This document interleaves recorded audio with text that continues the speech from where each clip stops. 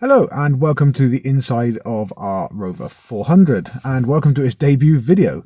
In this one I'm going to be showing you how to replace the heater blower resistor.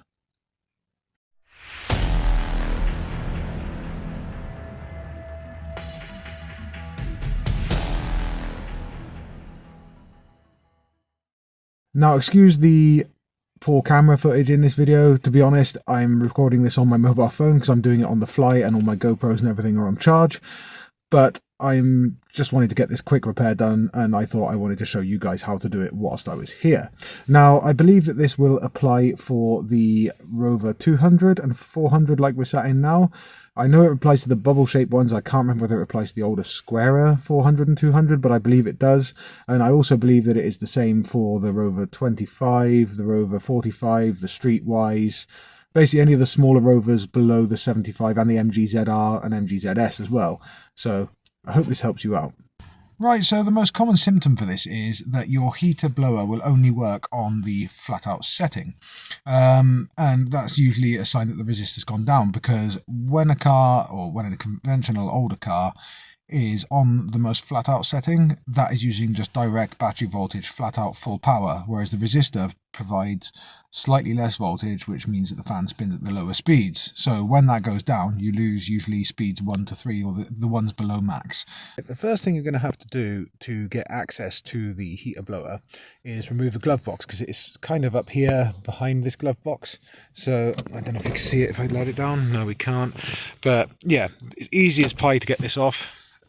If we go underneath into the footwell, you will see, where is it? 8mm bolt here, and then there's another 8mm bolt of the other side here. So you just remove them. I usually leave it clipped in like this, remove them, and then you can pull this whole thing out. It should slide up and out this way then towards us. Incredibly hard to do with one hand. Have a look behind. This is the heater resistor. As you can see, we've got 2 Phillips head screws and 1 connector. So you pop the connector out. I'll try it in my right hand because it's easier. Push that brown marker in. This one has been off for some time. And then we will get the 2 Phillips and then we can pop this one straight up. Easy as that.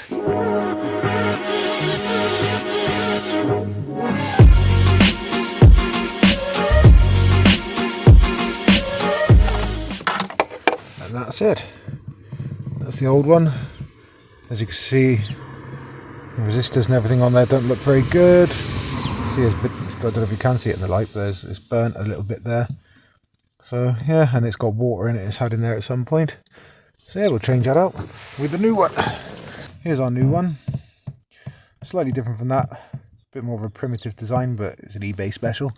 But yeah, and just do the reverse of what we just did.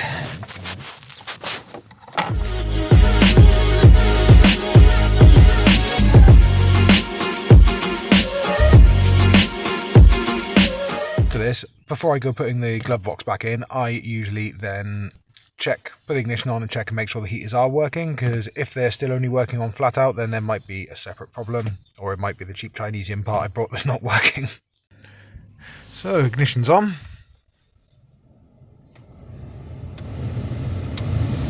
And we have all 4 speed settings of the fans back. Perfect. Now we're just going to have to put the glove box back in.